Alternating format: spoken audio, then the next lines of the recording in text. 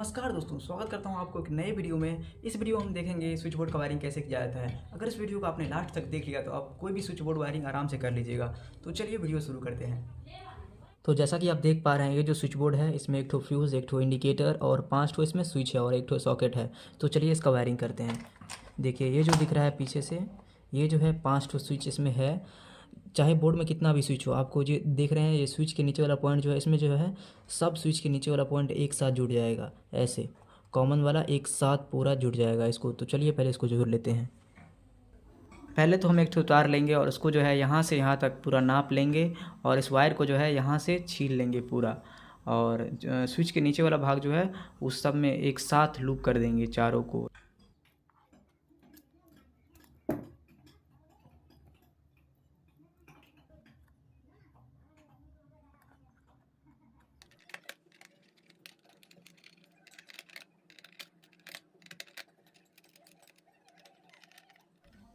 तार छीलने के बाद जो है हमने स्विच का नट को ढीला कर लिया है, चारों स्विच का।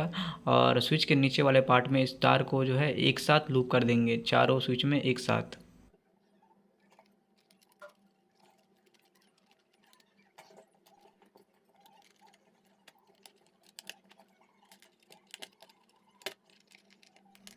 नीचे वाले चारों स्विच का कनेक्शन हो चुका है और वहाँ ऊपर वाला जो स्विच बचा है उसका भी कनेक्शन कर लेते हैं। यहीं से वायर जाएगा ऐसे और वहाँ पे हम उसको कनेक्शन करेंगे।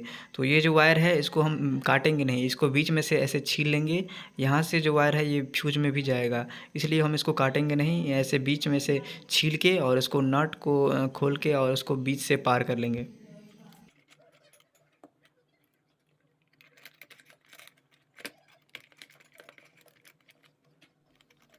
देखिए यहाँ पे पांचों स्विच का कनेक्शन हो चुका है। नीचे नीचे मैंने मार दिया है पांचों स्विच में। और ये जो वायर है ये फ्यूज़ के नीचे वाले भाग में जाएगा और फ्यूज़ के ऊपर में जो है वो मेन तार आ जाएगा। मेरा फेज जो है वो फ्यूज़ के ऊपर में आ जाएगा। और अगर आप चाहते हैं कि फ्यूज़ निकाल देने के बाद भी मेरा इंडिकेटर जलता रहे तो आप यहाँ से एक ठो यहाँ इंडिकेटर में दे दीजिए, यहाँ से यहाँ पे। और अगर आप चाहते हैं कि नहीं, फ्यूज़ निकाल देने के बाद मेरा इंडिकेटर ना जले, तो आप यहाँ से इसको दे सकते हैं फेज। तो चलिए हम यहाँ से यहाँ दे देते हैं।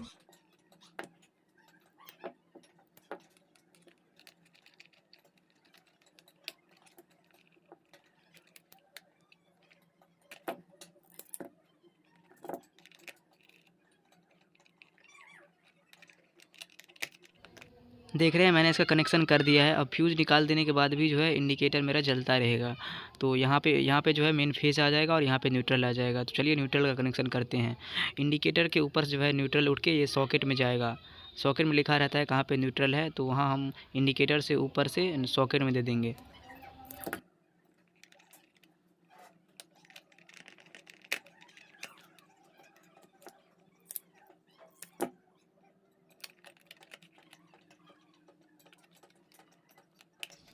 यहाँ पर मैंने सॉकेट में न्यूट्रल का कनेक्शन कर दिया है। अब सॉकेट में एक ठो फेज का भी कनेक्शन करना है। तो आप किस स्विच से सॉकेट को ऑपरेट करना चाहते हैं, तो इस स्विच से करना है तो इसको यहाँ से जो है आपको सॉकेट में जो एक जगह खाली है वहाँ कनेक्शन कर देना है।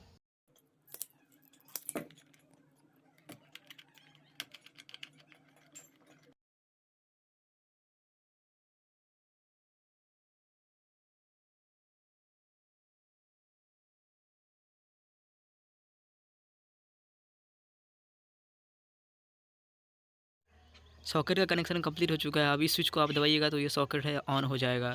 और नीचे में जो 4 स्विच देख रहे हैं आप, इसमें आप कुछ भी जोड़ सकते हैं, बॉल चाहे पंखा। मैं अभी आपको एग्जांपल के लिए एक ठो बॉल जोड़ के दिखाऊंगा कैसे जोड़ना है। देखिए आप लोग को दिखाने के लिए मैंने एक होल्डर ले लिया है। इसमें छोटा तार है, मैंने आप लोग को दिखाने के लिए लिया है। आप जितना बड़ा चाहें उतना बड़ा तार ले सकते हैं, जहाँ बॉल लगाना चाहें वहाँ लगा सकते हैं। तो इसका कनेक्शन करते हैं। चलिए, जो ये जो देख रहे हैं आप, स्विच के ऊपर वाला भाग जो है किसी भी पॉइंट में जिस स्विच से आप चलाना चाहते हैं बॉल को, उस स्विच के ऊपर में जो है इसको जोड़ देंगे। एक होल्डर में से जो एक वायर आया है उसको। अब एक वायर जो बचा है जो होल्डर से आया है उसको हमको न्यूट्रल देना है। आप न्यूट्रल कहीं से भी दे सकते हैं, इंडिकेटर के ऊपर से भी दे सकते हैं या सॉकेट में से भी दे सकते हैं। खाली बल्ब को न्यूट्रल चाहिए। और फेज, तो फेज हमने दे दिया, अब न्यूट्रल दे देते हैं।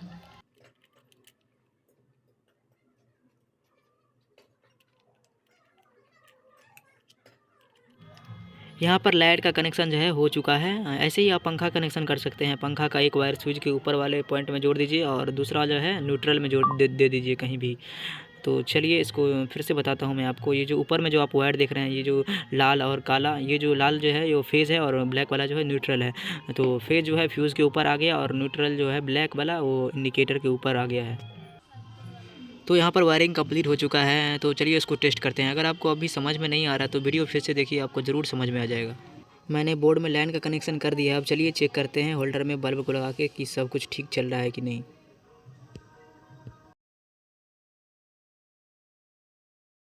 देख रहे हैं इसमें सब कुछ सही से काम कर रहा है। अब देखिए इसमें सॉकेट को चेक करके देखते हैं, मोबाइल चार्ज में लगा के देखते हैं होता है कि नहीं।